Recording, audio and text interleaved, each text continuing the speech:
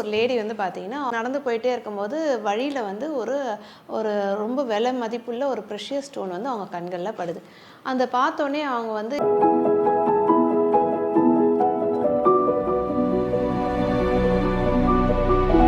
கண்ல வந்து அந்த பேக்குள்ள வச்சிருக்க அந்த ப்ரெஷியஸ் ஸ்டோன் வந்து அவர் கண்ல வந்து பட்டுடுது. அவர் கண்ல பட்ட மாத்திரத்திலே அவருக்குள்ள மனசுல என்னெல்லாம் ஓடிட்டு இருக்குன்னா, ஆஹா! இவ்ளோ ஒரு அற்புதமான ஒரு ப்ரெஷியஸ் ஸ்டோன் வந்து இவங்க வச்சிருக்காங்க. இந்த ஸ்டோன் நமக்கு கிடைச்சதுன்னா நம்ம இவ்ளோ பெரிய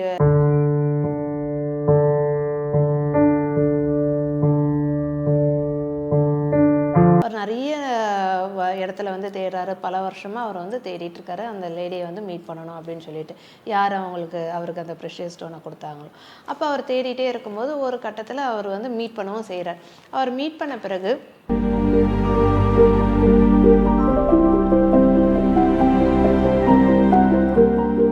நீங்க யோசிக்காம உங்களுக்கு கிடைச்ச ஒரு விஷயத்த வந்து நீங்க எனக்கு வந்து உடனே எடுத்து குடுத்தது வந்து ரொம்ப பெரிய மனசு. அத வந்து நான் உங்ககிட்ட கத்துக்கணுன்றதுக்கு தான் நான் வந்திருக்கேன்.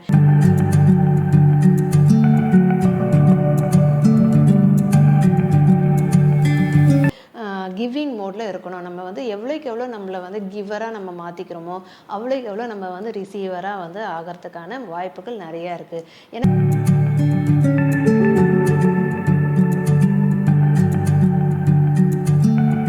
நம்ம வந்து வெசல் வந்து பெருசாகும். நம்மளுடைய வெசல் பெருசாக ஆக அப்ப ரிசீவிங் கெப்பாசிட்டி நமக்கு வந்து அதிகமாகும். அப்ப ரிசீவிங் கெப்பாசிட்டிக்கு அதிகமாகுது அப்படின்னா, ஆட்டோமேட்டிக்கா யூனிவர்ஸ் வந்து நமக்கு வந்து நெறைய குடுக்க ஆரம்பிச்சுரும்.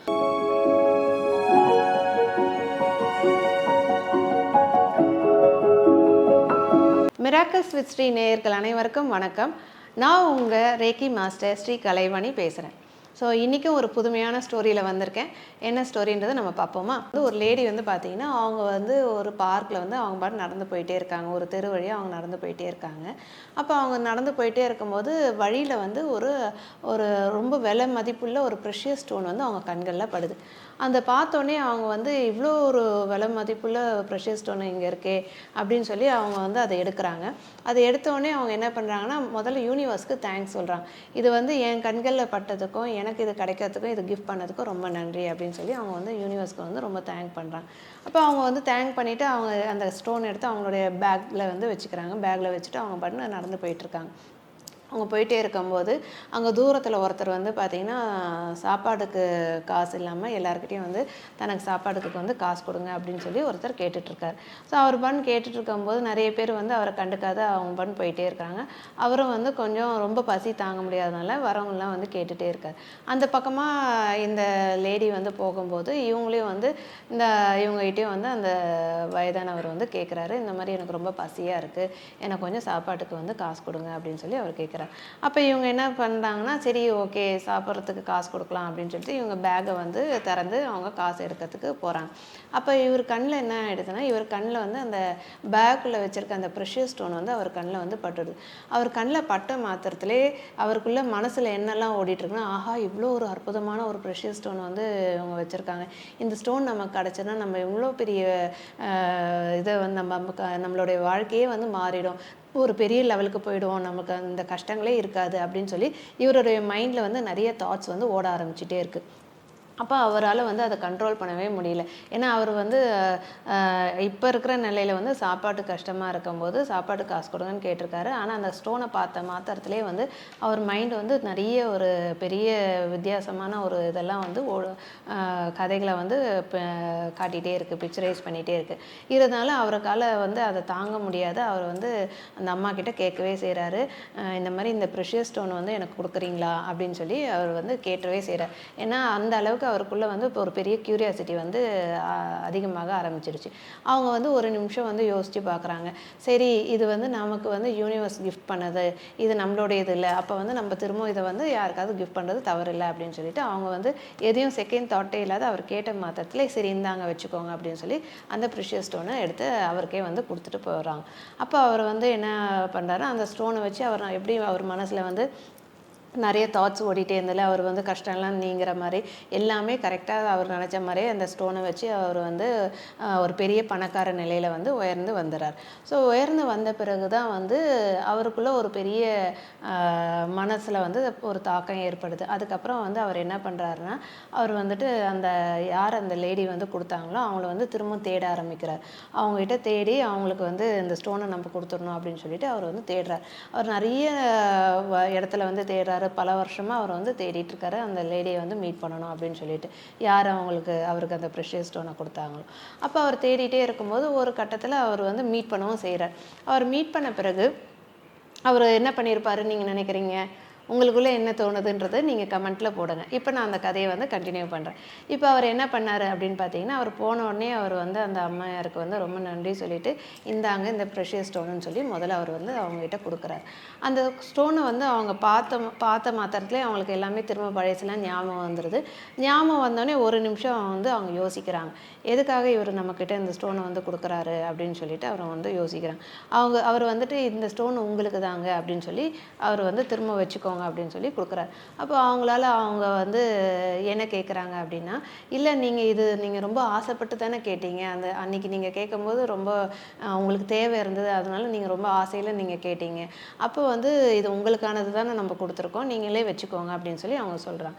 இப்போ அவர் என்ன சொல்கிறாருன்னா, இல்லை இந்த ஸ்டோன் வந்து உங்களுக்கு தான் யூனிவர்ஸ் வந்து கொடுத்தது, இது வந்து உங்களுடைய சொத்து, ஆனால் நீங்கள் வந்து இதை எதுவுமே நீங்கள் யோசிக்காமல் உங்களுக்கு கிடைச்ச ஒரு விஷயத்த வந்து நீங்கள் எனக்கு வந்து உடனே எடுத்து கொடுத்தது வந்து ரொம்ப பெரிய மனசு, அதை வந்து நான் உங்ககிட்ட கற்றுக்கணுன்றதுக்கு தான் நான் வந்திருக்கேன். இந்த ஸ்டோன் வந்து கிடைச்சதால நான் பெரிய பணக்காரானேன், என்னோடய ஏழ்மையெல்லாம் நீங்கி போச்சு, நான் பெரிய லெவலில் வந்தேன். ஆனாலும் வந்து எனக்குள்ளே அந்த ஒரு க்ரீடினஸ், அதாவது நான் வந்து எதையும் வந்து ஹோல்ட் பண்ணிக்கிற அளவிலே தான் இருந்திருக்கேன். அந்த கொடுக்குற மனசுன்றதை எனக்கு வந்து வெளியில் கொண்டுட்டு வரவே முடியல.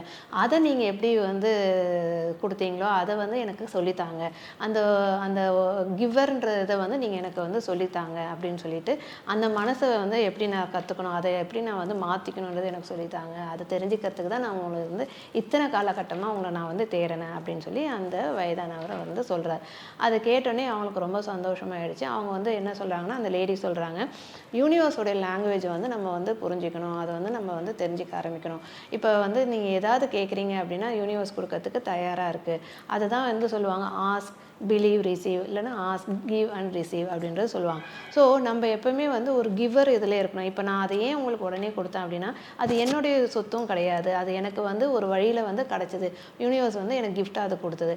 அப்போ நான் அதை ஹோல்ட் பண்ணுறதோடு அது உங்களுக்கு ஷேர் பண்ணுறேன், அதை நான் உங்களுக்கு கொடுக்கும்போது எனக்கு சந்தோஷமான மனநிலையை தானே தவிர எனக்கான க்ரீடியான மனநிலையோ அதை என்னுடையதை நான் கொடுக்குறேன்ற ஒரு மனசோ வந்து எனக்கு கிடையாது. ஸோ அது மாதிரி நம்ம வந்து யாருமே வந்து நம்ம எதையும் எடுத்துகிட்டு வரல, நம்ம போகும்போதும் எதையும் எடுத்துகிட்டு போக போகிறதும் கிடையாது. இப்போ நம்ம இதுலேருந்து நம்ம தெரிஞ்சுக்கிறோம் இந்த கதையிலேருந்துன்னா, ரொம்ப முக்கியமான விஷயம் நம்ம ஷேரிங் வந்து ரொம்ப முக்கியமானது. அதாவது நம்ம வந்து கிவிங் மோடில் இருக்கணும். நம்ம வந்து எவ்வளோக்கு எவ்வளோ நம்மளை வந்து கிவராக நம்ம மாற்றிக்கிறோமோ அவ்வளோக்கு எவ்வளோ நம்ம வந்து ரிசீவராக வந்து ஆகிறதுக்கான வாய்ப்புகள் நிறையா இருக்குது. ஏன்னா யூனிவர்ஸ் என்ன பண்ணணும்னா, உங்களுடைய கிவிங் கெப்பாசிட்டி நீங்கள் எவ்வளோக்கு எவ்வளோ நீங்கள் கொடுக்கறதுக்கு நீங்கள் வந்து தயாராக இருக்கிறீங்க, அதாவது நம்ம வந்து பெரிய வெசலாக இருந்தால் நம்ம பெரிய விஷயங்கள் நமக்கு வரதை நம்ம ரிசீவ் பண்ண முடியும். அதே நம்ம ரொம்ப ஷ்ரிங்க் ஆகிட்டோம் அப்படின்னு சொன்னால் நம்ம கொடுக்கறதுக்கே ரொம்ப யோசிக்கிறோம், எது கொடுக்குறதுனாலும் யோசிச்சு செய்யணும், யோசிச்சு கொடுக்குறோம், இது என்னுடைய பொசிஷன் அப்படின்னு சொல்லி நம்ம வந்து ஹோல்ட் பண்ணிக்கிறோம் அப்படின்னு சொன்னால் நம்ம வந்து கிவிங் மோடில் இருக்கவே மாட்டோம். இது நம்மளது இல்லை, நமக்கே வந்து நம்ம ஒரு மீடியமாக தான் இருக்கிறோம், இது வந்து நம்ம வந்து யூனிவர்ஸ் தான் நமக்கு வந்து கொடுத்துருக்கு, அப்போ வந்து நான் எல்லாருக்கிட்டையும் ஷேர் பண்ணிக்கணுன்ற மனசை நம்ம வளர்த்துக்கும் போது நம்ம வந்து வெசல் வந்து பெருசாகும். நம்மளுடைய வெசல் பெருசாக ஆக அப்போ ரிசீவிங் கெப்பாசிட்டி நமக்கு வந்து அதிகமாகும். அப்போ ரிசீவிங் கெப்பாசிட்டிக்கு அதிகமாகுது அப்படின்னா ஆட்டோமேட்டிக்காக யூனிவர்ஸ் வந்து நமக்கு வந்து நிறைய கொடுக்க ஆரம்பிச்சிடும். ஸோ இந்த லெவலில் நம்ம வந்து ப்ராக்டிஸ் பண்ணிகிட்டே இருக்கிறோம் அப்படின்னு சொன்னால் நமக்கான ஆட்டோமேட்டிக்காக கிவிங் இதில் வந்து நம்ம வந்து நல்ல இதில் மேன்மையாக வளர ஆரம்பிச்சிடும். ஸோ இதுதாங்க இந்த ஸ்டோரியோட ரொம்ப முக்கியமான விஷயம். நம்ம கிவராக ஆகணும், அதுதான் முக்கியம். நம்ம வந்து யார்கிட்டையும் வந்து ரிசீவிங்லேயே நம்ம எதிர்பார்த்துக்கிட்டே இருக்கவே கூடாது. நம்ம ரிசீவிங்லேயே இருக்கிறோம் அப்படின்னு சொன்னால் நம்ம வெசல் வந்து ரொம்ப ஷ்ரிங்க் ஆகிட்டே இருக்குன்னு அர்த்தம். நம்ம கிவராக ஆகும்போது தான் நம்மளுடைய வெசல் வந்து பெருசாக ஆரம்பிக்கும். ஸோ பெருசாக ஆக நமக்கும் நிறைய வந்து உள்ள ஆட்டோமேட்டிக்காக வரதை நம்ம வந்து உணர முடியும். சரிங்களா? ஸோ இந்த கதை உங்களுக்கு பிடிச்சிருக்குன்னு நினைக்கிறேன். ஸோ இன்னும் நிறைய கதைகளோடு உங்களை வந்து சந்திக்கிறேன். நீங்கள் வந்து நம்மளுடைய சேனலை வந்து சப்ஸ்கிரைப் பண்ணிக்கோங்க, ஷேர் பண்ணுங்கள், கமெண்ட்ஸில் வந்து இன்னும் ஸ்டோரிஸ் என்ன வேணுன்றதும் சொல்லுங்கள். நீங்கள் எந்த மாதிரியான வெசலில் இருக்கிறீங்கன்றதும் கமெண்ட் பண்ணுங்கள். நம்ம எல்லாம் சால்வ் பண்ணிக்கலாம், எல்லாத்தையும் சால்வ் பண்ணிக்கலாம். எல்லாருக்கும் வணக்கம்.